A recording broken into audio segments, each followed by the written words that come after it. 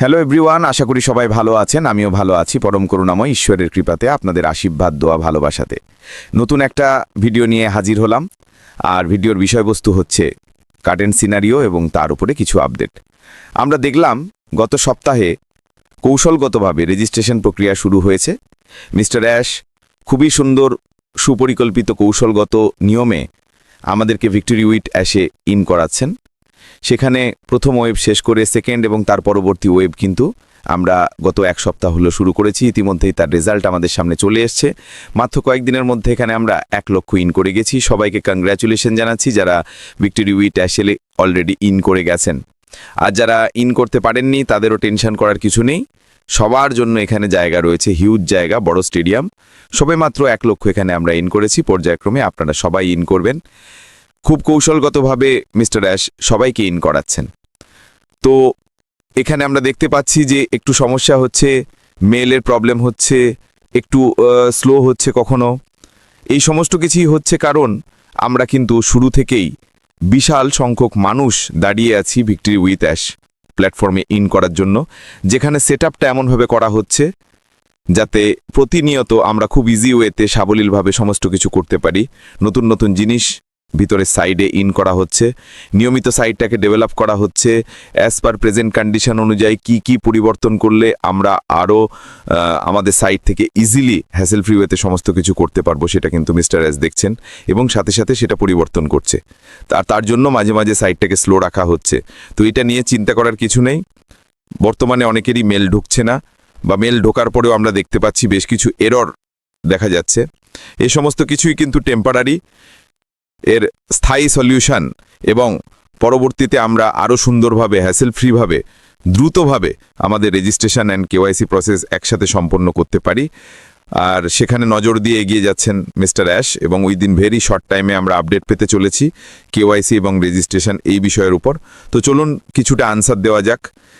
এখন অনেকে জানতে চাইছেন মেলে আমাদেরকে রেজিস্ট্রেশন লিঙ্ক পাঠানো হবে কিনা। না, কোম্পানি থেকে সরাসরি রেজিস্ট্রেশনের জন্য আপনাকে লিঙ্ক পাঠাবে না, কারণ ফার্স্ট ওয়েবে সিলেকশনই শুধু এইভাবে হয়েছে। ফার্স্ট ওয়েবে যারা সিলেক্ট হয়েছিল তাদেরকে কোম্পানি মেল পাঠিয়েছে, তারপর তাদের সিলেকশন হয়ে যাওয়ার পর তাদের কাছে লিঙ্ক অ্যাভেলেবেল করে দেওয়া হয়েছে। তাদের লিঙ্ক থেকে তারা 10 জন করে সিলেক্ট করেছেন সেকেন্ড ওয়েভের জন্য। তো তাদের কাছে অলরেডি লিঙ্ক চলে গেছে। আর তার থেকে কিন্তু এখন যারা সিলেক্টেড হচ্ছেন এইভাবে সবার কাছেই কিন্তু রেজিস্ট্রেশন কমপ্লিট করার পর আপনার লিঙ্ক চলে আসছে।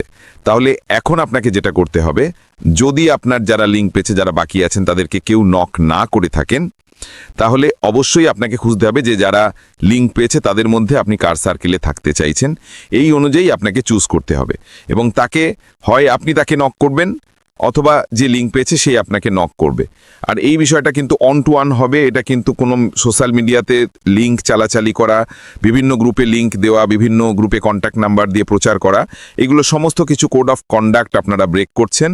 এর জন্য অবশ্যই আপনাদেরকে শাস্তিও পেতে হবে। কোড অফ কন্ডাক্ট ব্রেক করার কারণে বারবার মিস্টার অ্যাশ বলেছিলেন যে ভিক্টোরি উইট অ্যাশে যা ঘটবে এটা বাইরে কোথাও যাবে না, কারণ কতটুকু ইনফরমেশন আমরা প্রোভাইড করতে পারবো তার গাইডলাইন আমাদের কাছে আছে। তো যাদের কাছে গাইডলাইন নেই যে আপনারা কিভাবে কাজ করবেন, ভুল করছেন, সোশ্যাল মিডিয়াতে ভিক্টোরি উইট অ্যাশ প্ল্যাটফর্মের লিঙ্ক প্রচার করছেন, গ্রুপের নাম্বার আদান প্রদান করছেন, এই সমস্ত কিছু ক্রাইমের আন্ডারে পড়ছে। কোড অফ কন্ডাক্টকে ব্রেক করা হচ্ছে। মিস্টার অ্যাশ পরিকল্পনা মাফিক কৌশলগতভাবে গোপনীয়তা রক্ষামূলক যেভাবে আমাদেরকে এগিয়ে নিয়ে যাওয়ার কথা ভেবেছেন, সেটা কিন্তু বর্তমানে অনেকেই ব্রেক করেছেন। তাদের রেকর্ড কিন্তু কোম্পানিতে জমা পড়েছে।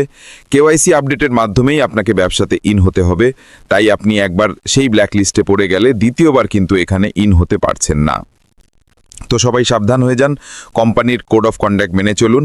মাল্টিপল আইডির ব্যাপারে যারা জিজ্ঞাসা করছেন, আপাতত কোম্পানির ইনস্ট্রাকশন অনুযায়ী একজন ব্যক্তি তার নিজের নামে একটাই কেওয়াইসি করতে পারবেন, অর্থাৎ একটা আইডি আপনি এখানে নিতে পারবেন। পরবর্তী ইনস্ট্রাকশন যতদিন না আসছে ততদিন এটাই মেনে চলুন। বাচ্চাদের আইডি নিয়ে আপনার যদি বাচ্চা আন্ডার এজ হয় তাহলে আপনি, আর যদি আপনার কাছে কেওয়াইসি ডকুমেন্টসের পেপার না থাকে তাহলে আপনি এখানে আনবেন না। প্রিভিয়াস প্ল্যাটফর্মে আমার 100টা আইডি ছিল, আমার বাচ্চার আইডি ছিল, সেগুলো কি করব? সেটা প্রিভিয়াস প্ল্যাটফর্মেই থাক। ওই প্ল্যাটফর্মটা এখনও বন্ধ হয়নি। ওই প্ল্যাটফর্মের সমস্ত তথ্য আমরা ওইএসে পাবো। ওইএস থেকে কোনো কিছু পরিবর্তন এখন করবেন না। প্ল্যাটফর্মকে অ্যাজ ইট ইজ থাকতে দিন। অনেকের নাম পরিবর্তন করছেন, তাতে কি লাভ হবে? এনডিএ তো আর আপনি পরিবর্তন করতে পারছেন না। সুতরাং এটার মাধ্যমে আপনি আরও নিজের বিপদ ডেকে আনছেন। আপনি চাইলে পুরনো প্ল্যাটফর্মে যে জিমেল আইডি বা মেল আইডি ব্যবহার করেছিলেন নতুন প্ল্যাটফর্মে, সেটা নাও ব্যবহার করতে পারেন। পুরনো প্ল্যাটফর্মে যে কন্ট্যাক্ট নাম্বার ব্যবহার করেছিলেন নতুন প্ল্যাটফর্মে, সেটা নাও ব্যবহার করতে পারেন। আমার পুরনো প্ল্যাটফর্মে এই জিমেল আইডি ছিল, এই আইডি ছিল, এগুলো ভুলে যান। একটুখানি সিরিয়াস হন, মিস্টার অ্যাশের আপডেটটাকে মনোযোগ দিয়ে শুনুন। এটা একদম নতুনভাবে শুরু হচ্ছে, আমাদের পুরনো কিছু জের এখানে টানা হচ্ছে না। পুরনো প্ল্যাটফর্মটা অ্যাজ ইট ইজ রয়েছে, আর সেটা থাকছেও, সেটা এখনও অবধি বন্ধ হয়নি। নতুন প্ল্যাটফর্মে আমরা যারা পুরনো প্ল্যাটফর্মে ছিলাম, শুধু কি তারাই সুযোগ পাচ্ছি? না, তা নয়। পৃথিবীর সবাই এখন নতুন প্ল্যাটফর্মে আসার সুযোগ পাচ্ছে। তবে হ্যাঁ, মিস্টার অ্যাশ যেটা বলেছিলেন, আমরা যারা পুরনো প্ল্যাটফর্মে ছিলাম তাদের হাত ধরিয়ে বিশ্বের সবাইকে লিঙ্ক দেওয়া হবে। তিনি ওয়েবসাইট লাইভ করে দিয়েছেন, কিন্তু সেখানে এখনও লিঙ্ক তিনি লাইভ করেননি। তিনি পুরনো প্ল্যাটফর্মের সদস্যদের মিস্টার অ্যাশের নিজস্ব গিফট হিসেবে প্রথমে আমাদের হাতে লিঙ্ক তুলে দিয়েছেন। এখন বিশ্বের যে কোনো প্রান্তের যে কোনো মানুষকেই আমরা নতুন প্ল্যাটফর্মে ইনভাইট করতে পারি। মাথায় রাখবেন, ভিক্টোরি উইথ অ্যাশ কোনো বিজনেস প্ল্যাটফর্ম নয়। সেখানে আমরা বিশ্বের যে কাউকে ইনভাইট করতে পারি। এখানে আমাদের কারোর এখনও ডেজিগনেশন দেওয়া হয়নি। সুতরাং কেউ যদি বলে থাকেন যে আমরা কাস্টমারদেরকে ইনভাইট করতে পারবো, এটা একটা রং ওয়ার্ড। কারণ এখানে সবার ডেজিগনেশনই সমান হবে, আলাদা কোনো ডেজিগনেশন থাকছে না। আমরাও যেই ডেজিগনেশনে ঢুকবো, ওয়ার্ল্ড ওয়াইড যারা ইনভাইটেড হবেন আমাদের দ্বারা, সবাই সেই সেম ডেজিগনেশনেই ঢুকবে। সেই ডেজিগনেশনের আসলে নাম কি হবে, এ সমস্ত কিছু আমরা ভবিষ্যতে জানতে পারবো মিস্টার অ্যাশের হাত ধরে। সঠিক রেফারেল লিঙ্ক মানে কি? একটি রেফারেল লিঙ্ক থেকে সর্বোচ্চ 10 জনই সাইন আপ করতে পারেন। 10 জনের পর সেই লিঙ্কটির সীমা শেষ হয়ে যায়, অর্থাৎ 11তম ব্যক্তি আর সেই লিঙ্কের মাধ্যমে রেজিস্ট্রেশন করতে পারবেন না। তাই নিশ্চিত করুন আপনার লিঙ্কটি মেয়াদোত্তীর্ণ নয়, অর্থাৎ এটি একটি নতুন সক্রিয় রেফারেল লিঙ্ক। কিভাবে বুঝবেন লিঙ্কটি বৈধ? লিঙ্কে ক্লিক করার পর যদি ভিক্টরি ভিসের সাইন আপ পেজ খুলে যায় এবং সেখানে আপনার নাম, ইমেল আইডি, পাসওয়ার্ড ও ফোন নম্বর দেওয়ার অপশন দেখা যায়, তাহলে বুঝবেন এই লিঙ্কটি দিয়ে আপনি রেজিস্ট্রেশন করতে পারবেন।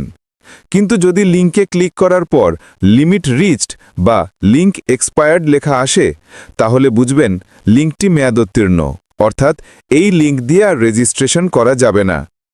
রেজিস্ট্রেশন প্রক্রিয়া: সাইন আপ পেজ খুলে গেলে আপনার first name, last name, email ID ও নতুন পাসওয়ার্ড দিন। এরপর মোবাইল নম্বর দিন, চেকবক্সে টিক দিন, তারপর সাইন আপ বাটনে ক্লিক করুন। নিচে একটি নতুন বাটন দেখা যাবে, সেটিতে ক্লিক করলে একটি পপ আপ আসবে যেখানে লেখা থাকবে ওয়েলকাম টু ভিক্টরি ভিস অ্যাশ, এবং সেখানে আপনার নাম ও ইমেল আইডিও দেখাবে। এখানে আপনার ইমেল আইডিটি ভালো করে দেখে নিন বানান সঠিক আছে কিনা, কারণ এই ইমেলেই ভেরিফিকেশন মেল পাঠানো হবে। এর নিচে একটি বাটন থাকবে কন্টিনিউ টু লগ ইন। এতে ক্লিক করলে আপনি ভিক্টরি ভিসের লগ ইন পেজে চলে যাবেন। কিন্তু এখনই লগ ইন করা যাবে না, কারণ ভিক্টরি ভিস থেকে আপনার ইমেলে একটি ভেরিফিকেশন মেল পাঠানো হবে। ভেরিফিকেশন মেল, এই মেলটি আসতে 24 থেকে 72 ঘন্টা সময় লাগতে পারে। আপনাকে এই সময়ের মধ্যে আপনার ইমেল ইনবক্স, বিশেষ করে স্প্যাম ফোল্ডার চেক করতে হবে। যখন মেলটি পাবেন সেটি খুললে একটি বাটন থাকবে অ্যাক্টিভেট মাই অ্যাকাউন্ট। সেই বাটনে ক্লিক করলে আপনার ইমেল আইডি ভেরিফাই হয়ে যাবে এবং আপনি স্বয়ংক্রিয়ভাবে লগ ইন পেজে চলে যাবেন। এখন আপনি আপনার ইমেল ও পাসওয়ার্ড দিয়ে লগ ইন করতে পারবেন।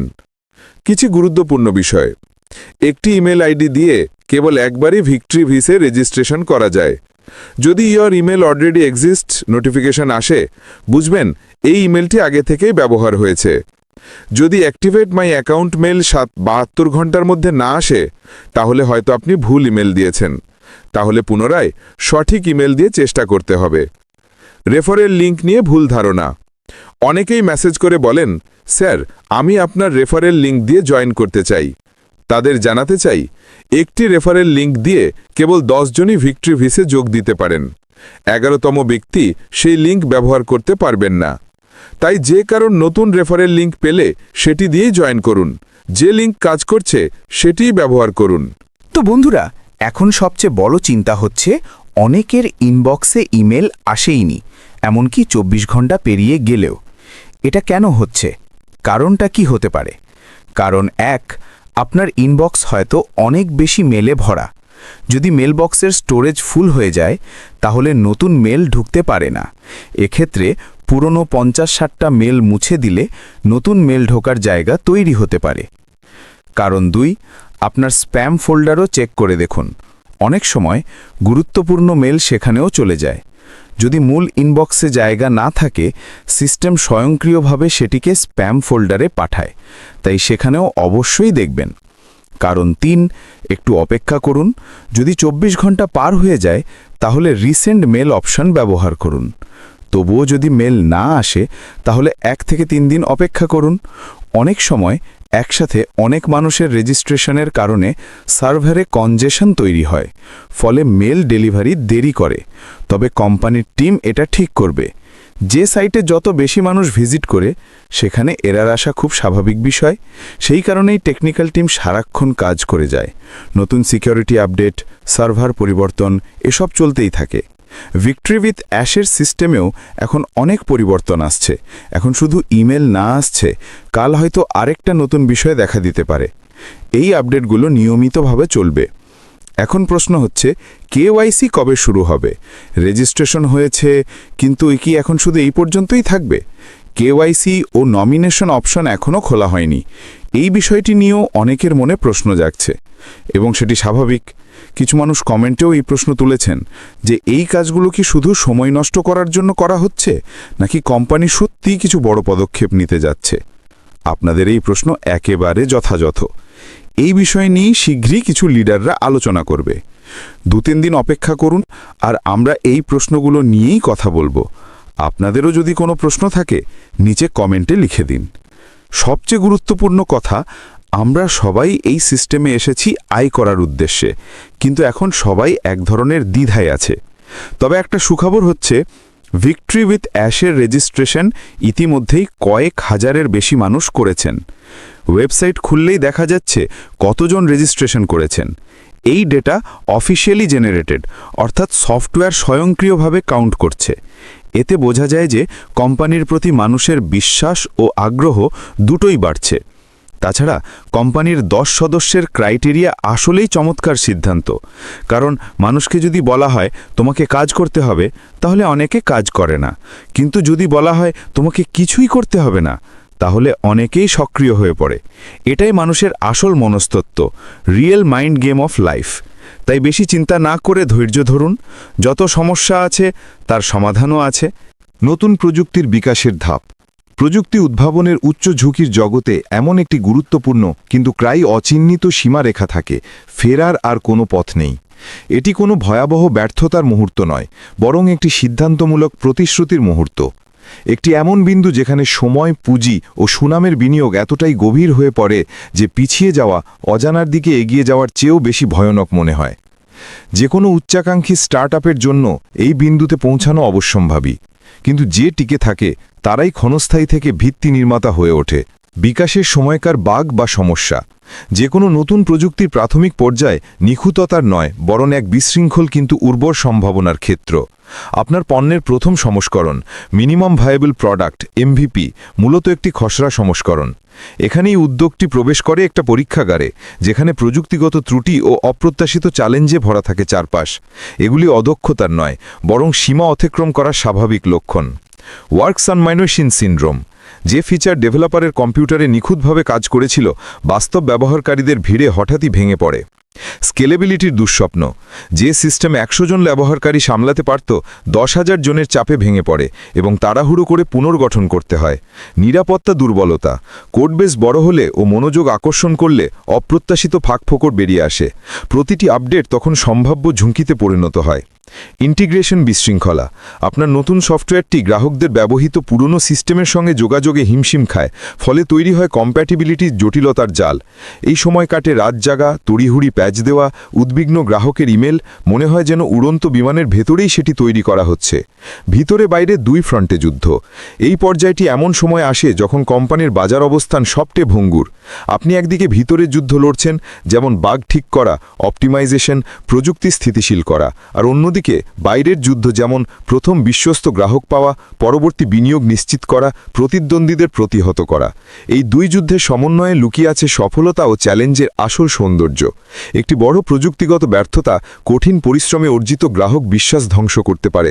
আবার হঠাৎ ব্যবহারকারীর প্রবাহ বাড়লে ইনফ্রাস্ট্রাকচারের দুর্বলতা ফাঁস হয়ে পুরো উদ্যোগ ডুবিয়ে দিতে পারে। এটি এক নির্মম প্রতিক্রিয়া চক্র, যেখানে পণ্য, বাজার ও প্রযুক্তি এক অবিরাম, কখনো হিংস্র নৃত্যে জড়িয়ে থাকে। ফেরার পথ নেই। কেন আর পেছনে ফেরা যায় না, এই বিন্দুটি কোনো একক ঘটনা নয়, বরং একাধিক বিষয় একসঙ্গে মিলে তৈরি হয়। বড় পুঁজির বিনিয়োগ, বিনিয়োগকারীর অর্থ ও আপনার নিজের সঞ্চয় একত্রে যুক্ত হয়ে গেলে পিছিয়ে আসা মানে বড় আর্থিক ও মানসিক ক্ষতি। পাবলিক লঞ্চ ও গ্রাহক নির্ভরতা, আপনি আর স্টেলথ মোডে নেই। বাস্তব গ্রাহক এখন আপনার পণ্যের ওপর নির্ভরশীল। সার্ভার বন্ধ করলে সুনামের মারাত্মক ক্ষতি হবে। প্রতিশ্রুতিবদ্ধ টিম, আপনার দক্ষ টিম স্থায়ী চাকরি ছেড়েই স্বপ্নে বাজি ধরেছে। পিছিয়ে আসা মানে তাদের হতাশ করা ও পুরো টিম ভেঙে দেওয়া। বাজারের নজর, এখন থেমে গেলে বা বড় পরিবর্তন আনলে প্রতিদ্বন্দ্বীরা এগিয়ে যাবে। একবারেই সীমা অতিক্রম করলে মানসিকতা বদলাতে হয়। আমরা পারব তো থেকে আমরা কিভাবে পারব, এখন থেকে শুধু এগিয়ে যাওয়াই একমাত্র পথ। দৃঢ়তার গঠন, এই অস্থির প্রাথমিক পর্যায়টি পার করেই তৈরি হয় একটি দৃঢ় ও স্থায়ী প্রতিষ্ঠান। আপনি যে বাগ ঠিক করেন সেগুলোই আগামী দিনের শক্তিশালী ফিচারে পরিণত হয়। স্কেলেবিলিটি সংকট আপনাকে শেখায় সেই আর্কিটেকচার যা লাখো ব্যবহারকারী সামলাতে পারবে।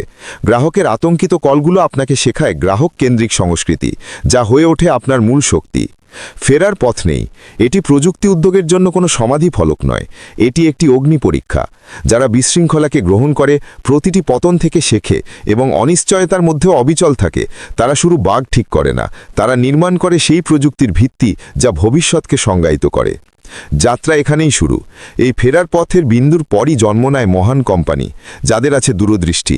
মিস্টার আশমোফারে, তার নিবেদিত পরামর্শদাতা দল, প্রযুক্তি টিম, শিক্ষার বাহন ভিক্টোরিভিক্ট অ্যাশ প্ল্যাটফর্ম এবং সবচেয়ে গুরুত্বপূর্ণ সেই বিশ্বস্ত মানুষজন যারা এই মিশনে বিশ্বাস রাখে, যারা যে কোনো পথে হাঁটতে প্রস্তুত আমাদের চূড়ান্ত লক্ষ্যে পৌঁছাতে। এটাই মিস্টার আশমোফারের নতুন কোম্পানির মহান, সাহসী, ভঙ্গুর ও সহযোগ দ্রব্য।